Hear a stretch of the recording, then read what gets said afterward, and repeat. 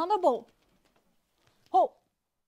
De 30-jarige Vera Lynn van Dokkum zet haar zo'n 2000 in voor beter onderwijs in Oeganda. Ze helpt mij het opzetten van duurzame projecten, liek als goede klaslokaal. Voor Vera Lynn is dit wichtig werk omdat els ben recht had op goed onderwijs, vindt ze. Ik ben in 2018 aan het werk geweest voor Save the Children in Oeganda. Op verschillende basisscholen die geen officiële basisschool waren, maar in gebieden waar nog nauwelijks onderwijs was. Dus waar we wel de basis van het onderwijs op wilden zetten. En daarna, toen het project voor Save the Children afgelopen was, waren er nog steeds gebieden waar geen onderwijs gerealiseerd was of zeer minimaal. En toen hebben we met een aantal professionals vandaar gezegd, daar willen we iets mee. We zetten een stichting op en we zetten het werk verder, maar dan onder onze eigen naam. En dat is stichting Kabira, weet Vera Lynn. Jonken haar werk als juf op de Sint-Bonifatius-school in Dokkum haar voor inzet. Ze combineert haar baan in Nederland met haar inzet van baan in Oeganda. Ja, dat is altijd een beetje puzzelen.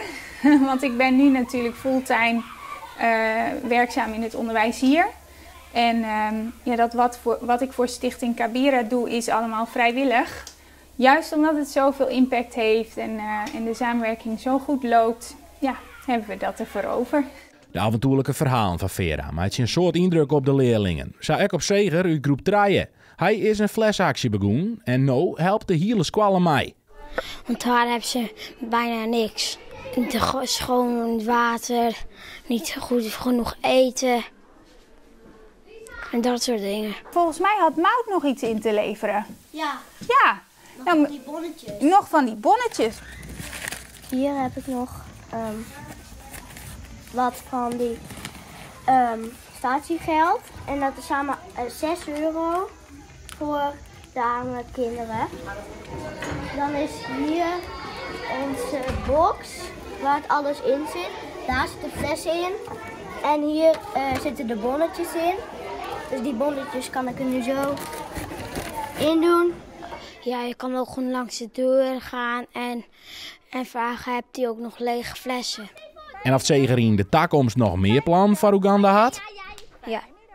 Zoals? Er even gaan kijken hoe het er dan uitziet.